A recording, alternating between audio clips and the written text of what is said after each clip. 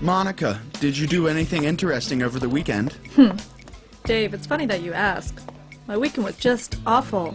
It was ruined by furniture. Monica, what do you mean ruined by furniture? How could furniture ruin your weekend? Well, you know how I love books and reading. Yeah, I know. Sometimes I think you have every book ever published. I know. I do have a lot of books, and sometimes it seems like my life is taken over by them. And I have stacks of them all over the place. Yes, I know. So Saturday morning, I saw this ad in the paper for bookcases, so I went to the store and picked up 3 of them. Good for you. Time to get organized.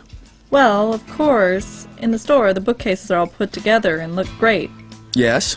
So after I told the man that I would like 3, he disappears in the back and comes back with 3 incredibly small boxes. They weren't assembled. Correct. They came in these little boxes. I thought there was no way that these tall bookcases could fit in these little boxes, but sure enough, the man was right. They were in the boxes. So you bought them? Yes, I did. He convinced me that I could put them together myself with a few simple tools. Uh-oh. He clearly didn't know that you're genetically unable to use tools. No, he had no idea I'm a tool klutz. I tried to tell him I didn't know a wrench from a hammer, but he convinced me it was easy. Okay, then what happened? Well, the boxes were a lot heavier than I expected, so by the time I lugged the boxes up to my apartment, I was exhausted and only had enough energy to open them and see what was inside. Pretty bad, huh? Real bad. There was a million little bits and pieces and bolts. I just wanted to cry. Oh no, that's a shame. Well, as I sat there with tears streaming down my face, I got out the tools I thought I would need. A drill, my one hammer, some wood glue, and some nails. Why didn't you call me? Well, I was still dreading the job, but I thought I could do it. Not that it would be easy. Go on.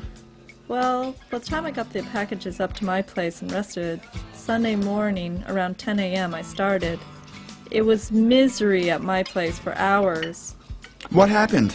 Get this, the instructions were in at least 37 languages, but of course the English wasn't so good and I couldn't understand it. And the pictures they used were so simple that they didn't look anything like the boxes. Then, the drill I was using was super powerful, so I ended up drilling the rug. Well, really through the rug and into the floor.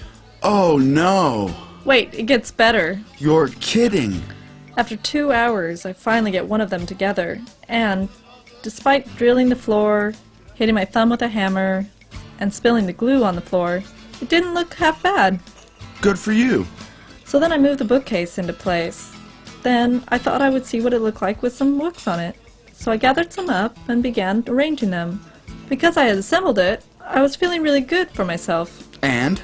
Then I went to the kitchen to make some coffee and heard the loudest noise. My bookcase had completely fallen apart. The books and everything on it were all over the floor, exactly where they started.